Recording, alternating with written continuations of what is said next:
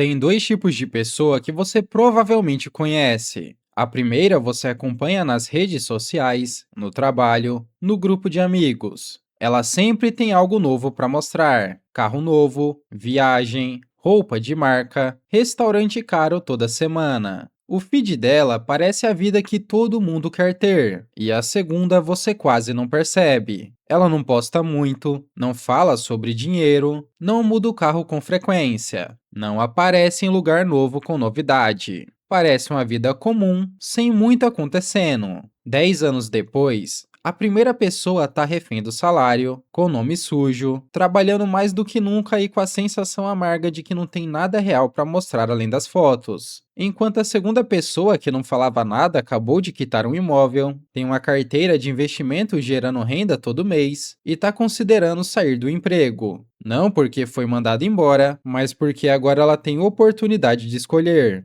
A diferença entre as duas não foi a renda, não foi a oportunidade, foi o silêncio. E é exatamente sobre isso que nós vamos falar hoje. Capítulo 1: Por que mostrar o que você tem está te deixando pobre?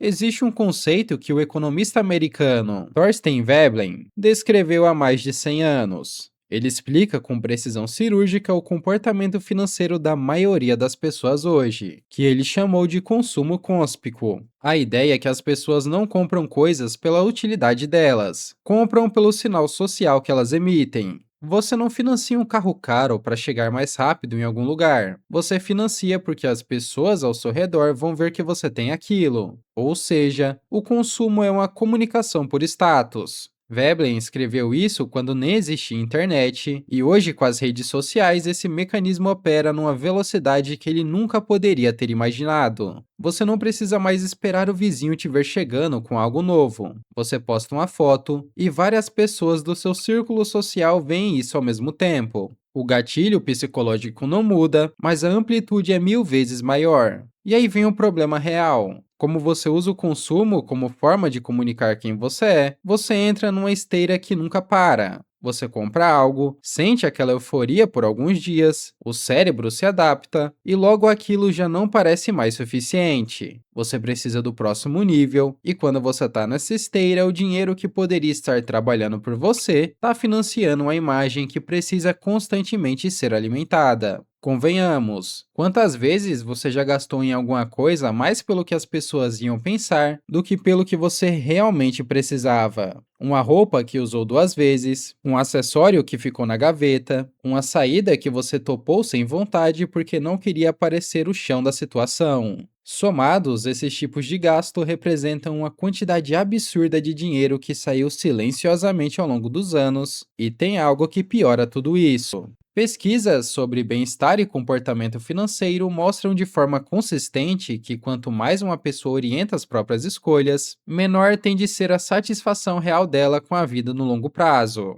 e menor também tende a ser o seu patrimônio acumulado. Não é coincidência, é mecanismo. Quem vive por aparência nunca tem o suficiente, porque a régua de comparação está sempre subindo. E quem está sempre tentando alcançar uma régua que só sobe nunca consegue acumular de verdade. Enquanto isso, quem enriquece em silêncio faz o oposto. Não usa o consumo para definir identidade. Não precisa de validação externa para se sentir bem com as próprias escolhas. E essa independência psicológica, que parece detalhe comportamental, tem um efeito enorme ao longo do tempo. Porque quando você para de gastar para impressionar, você libera uma margem que direciona de forma consistente e constrói o seu patrimônio real. A metáfora que mais faz sentido aqui é a do iceberg. O que todo mundo vê é a ponta, o carro, a roupa, a viagem, o restaurante. Mas é a parte submersa que determina o tamanho real da estrutura. As aplicações, os ativos, o patrimônio crescendo mês a mês enquanto você dorme. Quem enriquece em silêncio investe deliberadamente na parte que ninguém vê, constrói o iceberg de baixo para cima, e enquanto todo mundo comenta a ponta visível de quem opta pela aparência, a estrutura de quem optou pelo silêncio vai crescendo sem chamar a atenção de ninguém.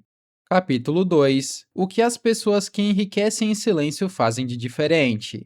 Bem, a primeira coisa, e talvez a mais importante, é que elas pagam a si mesmo antes de qualquer coisa. Não guardam o que sobra no final do mês, porque no final do mês nunca sobra nada. O investimento é o primeiro destino que o dinheiro tem, antes do aluguel, antes do mercado, antes de qualquer prazer imediato. Uma parte fixa sai automaticamente no dia do pagamento, e o resto da vida se organiza em torno do que sobrou. Isso parece simples, e é, mas tem um mecanismo psicológico importante por trás. Quando você automatiza o investimento, você remove a decisão. Não precisa negociar com você mesmo se esse mês vai dar para guardar ou não. A estrutura faz o trabalho por você, e se o salário caísse esse valor amanhã, você se adaptaria, porque o ser humano sempre se adapta. A questão é direcionar essa adaptação a favor do seu futuro e não contra ele. A segunda coisa é entender a diferença entre ativo e passivo.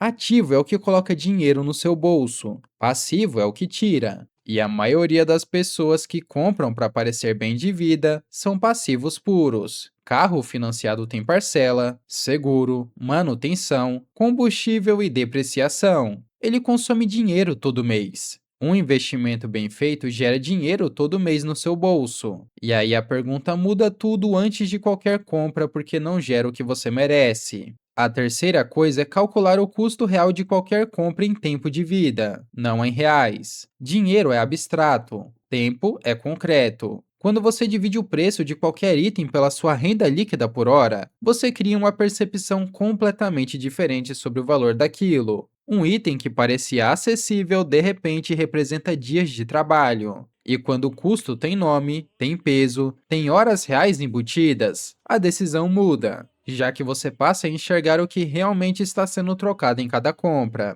A quarta coisa é ter uma relação saudável com o tédio financeiro. E esse é o ponto que mais pega, porque construir patrimônio de forma consistente é, na maior parte das vezes, extremamente entediante. Você investe, espera, reinveste os rendimentos e repete. Não tem adrenalina, não tem história interessante para contar, não tem novidade. E o mercado é perfeito em explorar exatamente isso. Tanto que um dos maiores erros que as pessoas cometem no começo da jornada de investimentos é desistir cedo demais porque o resultado parece pequeno. E eu não vou mentir, ele é pequeno mesmo no começo. Os juros compostos não têm efeito dramático nos primeiros anos, mas a partir de um certo ponto, eles começam a se mostrar de um jeito que parece desproporcional ao esforço que você faz. Enriquecer em silêncio não é sobre ser o cara chato, não é sobre abrir mão de tudo que você gosta, e não é sobre viver em privação esperando um futuro que talvez nunca chegue. É sobre entender que o patrimônio não aparece para ninguém enquanto está sendo construído. Ele cresce debaixo da superfície, sem likes, sem comentários, sem aplauso. E quando aparece, aparece de verdade, não como uma foto, mas como liberdade. Enfim, se esse vídeo fez sentido para você, eu te convido a se inscrever no canal e deixar o seu gostei aí embaixo. Isso me ajuda demais, principalmente agora que o canal está começando. Muito obrigado por tudo, valeu, falou e tchau!